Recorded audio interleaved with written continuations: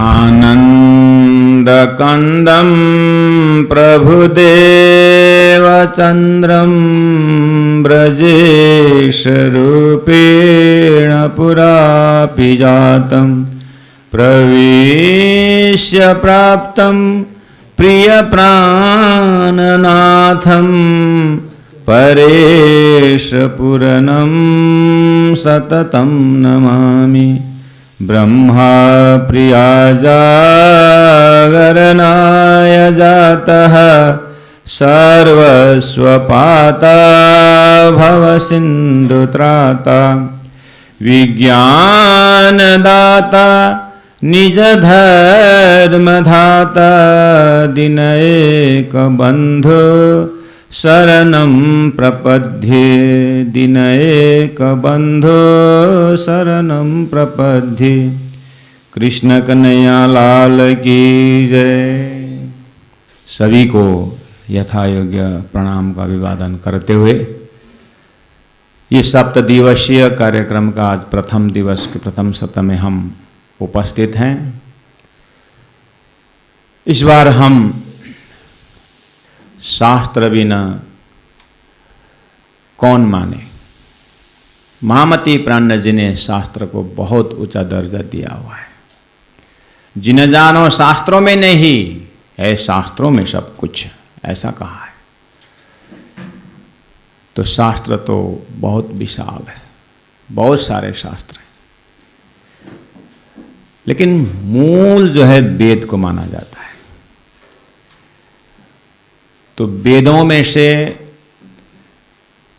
जो उपनिषद पोर्शन है, क्योंकि वेद में संहिता पोर्शन है, ब्राह्मण पोर्शन है और आरण्य पोर्शन है और उपनिषद पोर्शन है, मतलब 4 भाग है।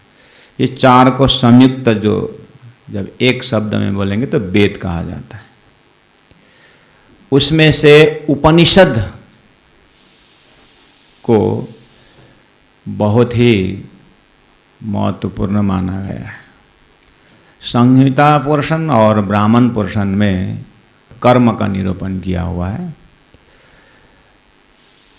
और सबके बस की बात भी नहीं है, लेकिन फिर कर्मयोग या कर्म का निरूपण किए बिना उपनिषद में नहीं भी पहुंच सकते हैं, ऐसी मान्यता है। क्योंकि उपनिषद जो है बिल्कुल ज्ञान मार्ग है और वेदांत भी इसी को कहा था। उपनिषद को वेदांत भी कहते हैं, लेकिन वेदांत बोलने से वेद का अंत वेदांत संधि तो ठीक बैठता है, लेकिन ये भी नहीं है कि वेदों का लास्ट पोर्शन, लास्ट पेज जैसे किए और वहाँ पर उपनिषद है, ऐसा नहीं। हर वेद का मंत्र जो है वो उपनिषद होता है, यानी वेदांत होता है। क्यों? वेद क्या पकड़ना चाहता है? वेद मनुष्य को या अपने श्रोता को वेद क्या पकड़ना चाहता है? उद्देश्य क्या है? चाहे संहिता पोर्शन हो, चाहे ब्राह्मण पोर्शन हो, चाहे आरण्य पोर्शन हो, वेद का मकसद क्या है? क्या करवाना चाहता है?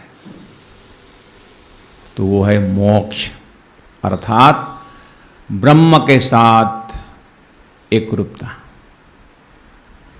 ब्रह्म के साथ ऐक्य भावना। वो ज्ञान से संभव है। इस मान्यता से वेद जो है,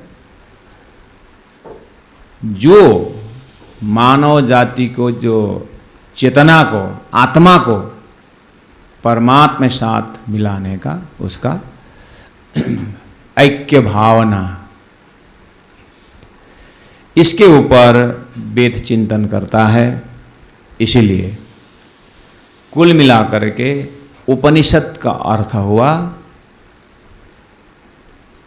ज्ञान, वेदांत का अर्थ हुआ ज्ञान का अंत वेदांत। तो इसी के ऊपर हम ये साप्ताहिक कार्यक्रम में उपनिषदों में ईशावास्य उपनिषद को लेकर के हम उपस्थित हैं। उपनिषद के जो नंबरिंग है, जो संख्या है, उसमें अलग अलग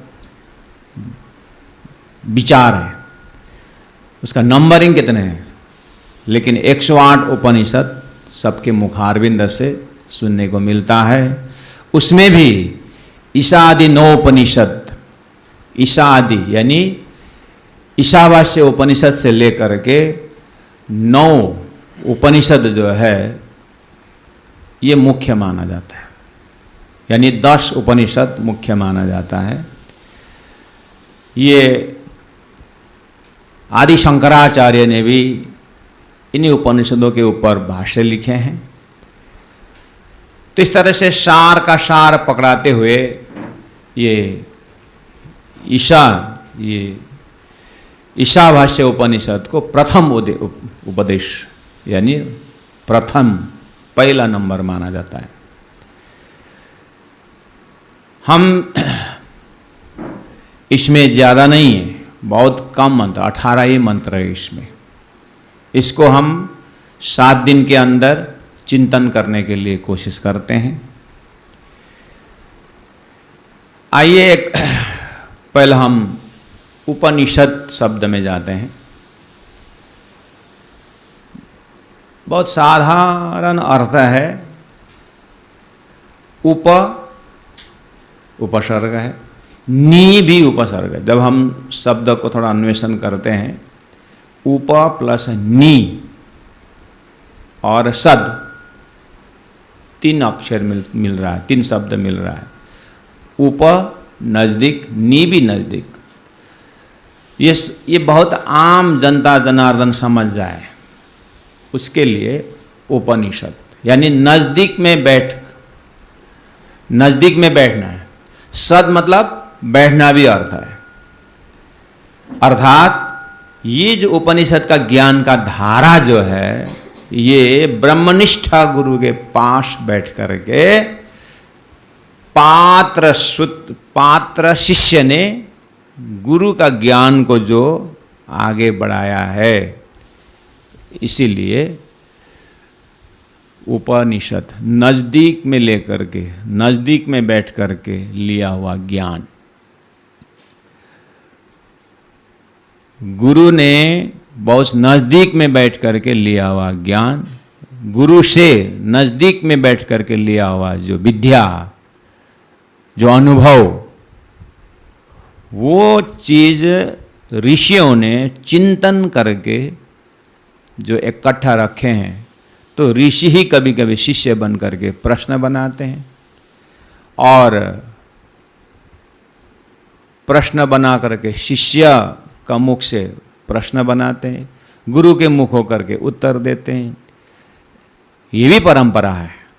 भले ही जो हो, हमें ज्ञान से मतलब है, हमें उद्देश्य से मतलब है। और कहा गया है कि ये वेद जो है अपौरुषीय ग्रंथ, यानी कोई व्यक्ति विशेष से दिया हुआ नहीं। ऐसी वेद के प्रति बहुत सुंदर भावना है। वेद के प्रति एक आधार है, सम्मान है कि अपौरुषीय ग्रंथ है, यानी ब्रह्मवाणी, ब्रह्मवाक्य, ऐसा संविधान है वेद। महामती प्राज्ञ जी ने भी कलाम अल्लाह या हदीस, शास्त्र पुराण या वेद, ये सुख मोमिन लेव हक रसना का भेद, प्राज्ञ जी के चिंतन में भी वेद का चिंतन समावेश है। इसीलिए ये जो शब्द है उपनिषद, उसमें सद जो धातु है, सद धातु का 3-4 और अर्थ है। उससे भी हम उपनिषद का अर्थ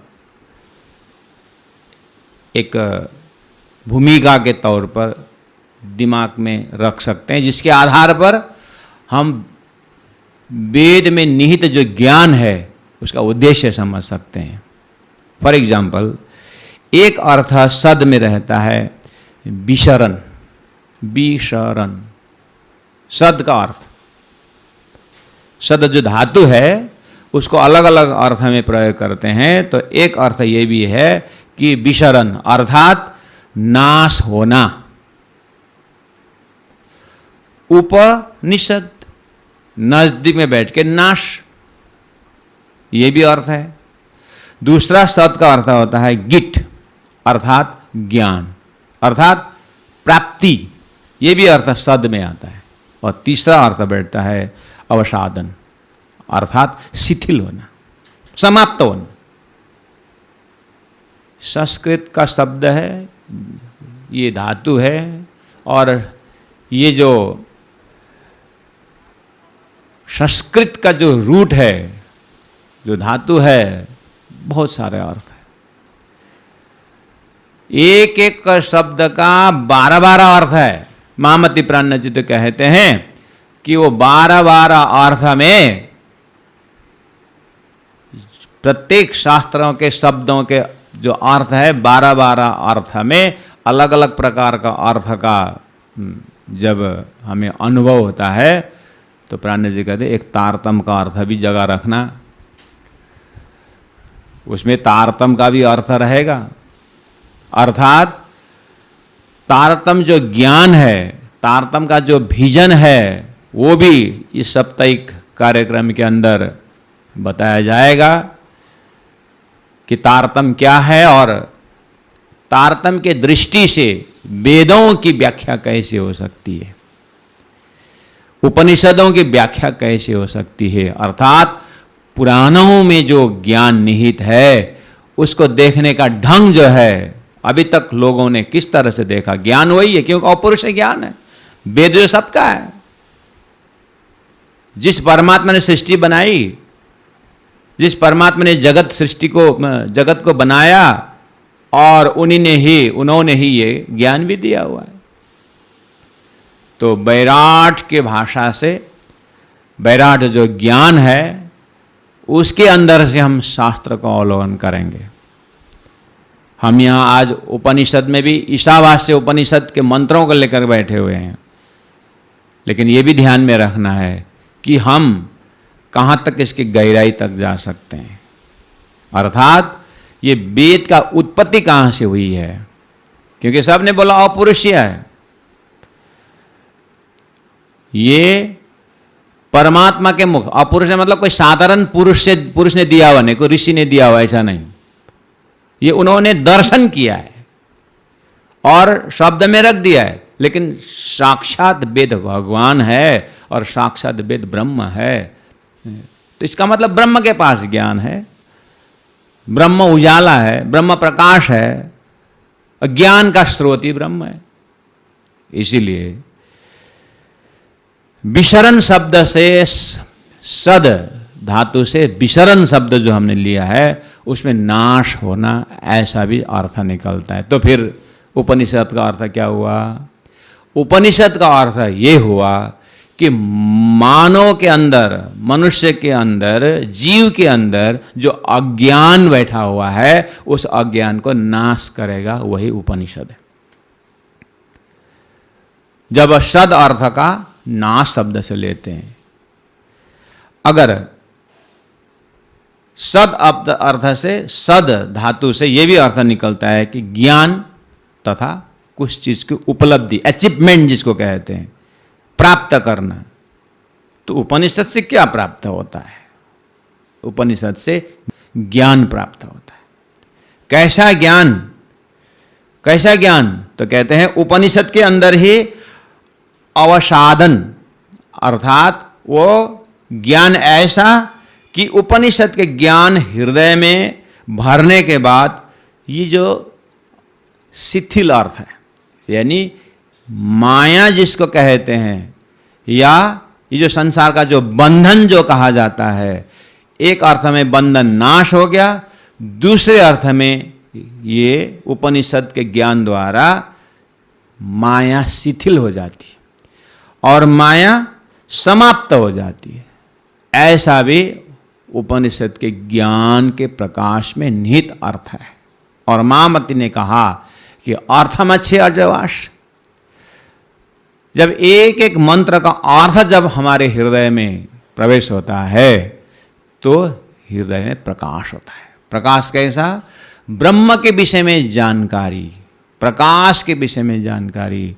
जब अंधेरा हृदय में ज्ञान का प्रकाश होता है तो बहुत कुछ फायदा होता है। पहला नंबर तो सबको भय है, जीव को कहीं भी देखना भय है। किस चीज का भय है? मृत्यु का भय है। किसी भी कार्य में जीव अंदर से निर्भय बनना चाहता है, अभय प्राप्त करना। भगवान श्री कृष्ण ने गीता के 16वें अध्याय में पहले ही कहा, अभयम सत्व संशुद्धिर, अभय को प्राप्त करना है, निर्भयता। इसका मतलब भय किस चीज का? मरने का भय। सबको मृत्यु से डर है, कोई नहीं मरना चाहता, लेकिन क्या करें? कोई बॉस जो गाड़ी है उसके अंदर बैठे और पहाड़ से गिरने वाला बस के अंदर बैठ करके कोई जिंदा रहना चाहता है, वो तो हो ही नहीं सकता। इसलिए वास्तव में निर्भयता किसका गुण है? ये गुण कहां से आया है? ये आत्मा का गुण है, ये परमात्मा का गुण है। तो फिर परमात्मा का गुण निर्भय है, अभय है, तो फिर भय कहां से आया? बस ये दो के बीच में संधि है, भय और अभय का बीच में जो संधि है, यहीं पर हमें उपनिषद उस अभय, उस निर्भय बनाने के लिए जो भूल है, जो गलती है, जो भ्रम है, उसको उपनिषद क्या कर देता है? शिथिल कर देता है, उसको लगभग समाप्त कर देता है। इस भाव से उपनिषद प्रयास करता है। इसीलिए हम यहां पर ईशावास्य उपनिषद को लेकर के बैठे हैं। तो मैं पहला मंत्र उच्चारण करता हूं, ईशावास्यमिदं सर्वं यत्किंच जगत्यां जगत् तेन त्यक्तेन भुञ्जीथा मा गृद कस्यचिद्धनम्। मैं एक बार फिर पाठ करता हूं। आप लोग श्री कृष्ण प्रेमी साधनालय रायगढ़ में आप लोग उपस्थित हैं, तो कृपया एक बार आप भी अपने शुद्ध पवित्र मुखारविंद से ये शुद्ध मंत्र को उच्चारण करें। मैं पढ़ता हूँ, आप लोग, मैं गाता हूँ या उसका पाठ करता हूँ, आप लोग भी उच्चारण करें, क्योंकि आप लोगों ने भी 8 उपनिषद तो पूरे कर चुके हैं और गीता का भी आपने स्वतंत्र अध्ययन करते हुए अभी आप लोगों का 9वां अध्याय चल रहा है।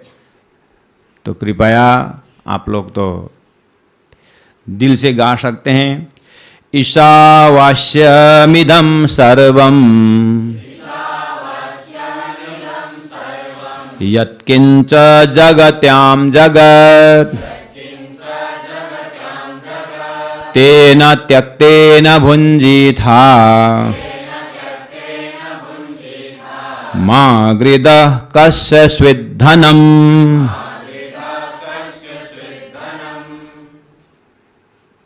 ये उपनिषद का शुरू का शब्द ही इतना पावरफुल है कि ईशावास्यमिदं,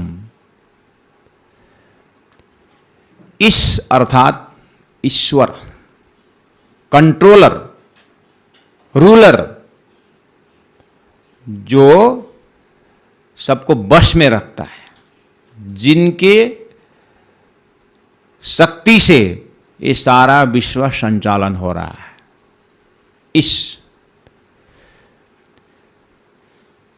और इस भी एक संस्कृत का धातु है।